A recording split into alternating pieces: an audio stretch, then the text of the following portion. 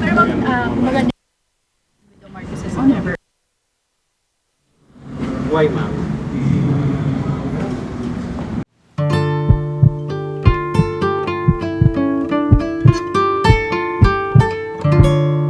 Ma'am, Si amid President Marcos, nagkausap na ba ulit kayo amid sa mga nangyayari na ito? Wala. Hindi naman kasi kami talaga nagkausap niyan. Hindi kami magkaibigan. Unang-una, nagkakilala na kami dahil naging running mate kami. So, bago pa man kami naging running mates, hindi na kami nag-uusap.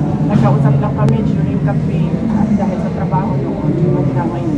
Pero ma'am, kailan po yung last na Ang pag-uusap? kaibigan ko talaga si Senator Amy Marcos. Kilala niya ako since 20. Pero ma'am, kailan po yung naging last na pag-uusap niyo po? Nung nag-tender ako ng resignation, yun yung last na nagkausap kami ni President. Ma'am, do you think kung si President Marcos magsalita para sa inyo and on behalf of you, baka maayos kaya ito nangyayari dito sa Kongreso? Alam nyo, kasi madami hindi nakakilala sa akin, pero mag-share ako konti ng ugali ko. Hindi ako humihingi ng tulong. Alam niya ng tatay ko, naging mayor siya, ng president siya. Hindi ako humihingi ng tulong. Ma'am, sa Kaya nga kanina kung nakita ninyo, sorry. Kaya nga kanina kung nakita ninyo, lumapit ako kay Congresswoman Gloria Arroyo. Sinabihan ko siya, ma'am, huwag ka na magpa-stress. Dahil dito sa ginagawa nila sa akin, kaya ko ito.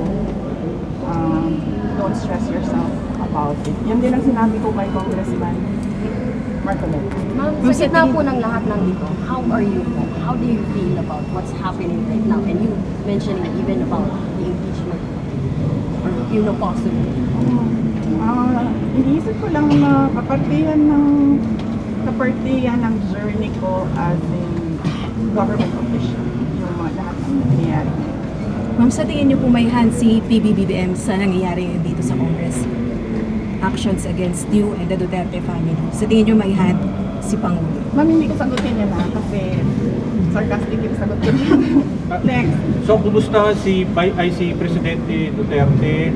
Kumusta yung mga advice niyo sa inyo sa nangyayari ngayon na Bibi? Okay naman ata siya. Hindi kami nagkakausap ni former President Rodrigo Duterte.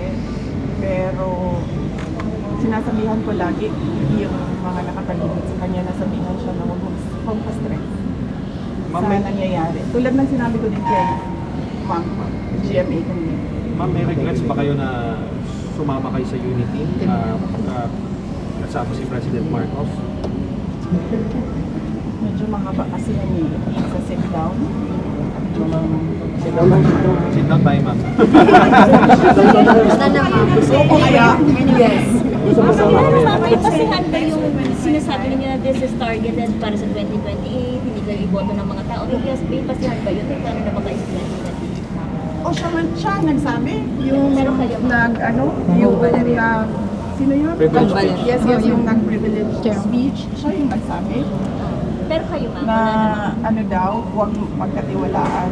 Yan ba yung gusto or nag-aambisyon ng president? Siya yung nagsabi. Pero kayo ma'am, wala Pero kayo naman. ba, tatakbo ba kayo 2028? Noong 2019, tinanong ninyo ako kung tatakbo ako sa noong 2017, tinanong ninyo ako kung tatakbo ako sa 2019. Tama ba yun? 2022. Noong 2019, tinanong ninyo ako kung tatakbo ako sa 2022 at sinabi ko na mag-a-announce ako kung tatakbo ako or hindi January 2021. Sabi ko mag-sagot ako January 2021. Siyempre naman pala dito. Ngayon, balikan ko mamaya. Sa ngayon, it's very minute. Magsasabi ako magtatakbo ako sa fourth quarter ng 2026. 2026. BP, sorry to ask this question. Nagsisisi po ba kayo hindi nyo sinunod yung payo ng tatay niyo about sa pagtakbo? Hindi nyo po. That is a very good question. Needs a sit down. Bibigyan kita ng pakonti ngayon. Naririnig niyo si PRT, di ba ngayon? Sasabi siya, huwag ka tumakbo president. Ngayon, sinasabi niya, yan din ang sinabi niya noong 2021. Huwag ka tumakbong president. Kasi nanggaling na ako dyan. Sabi niya, hindi siya madali na takbo.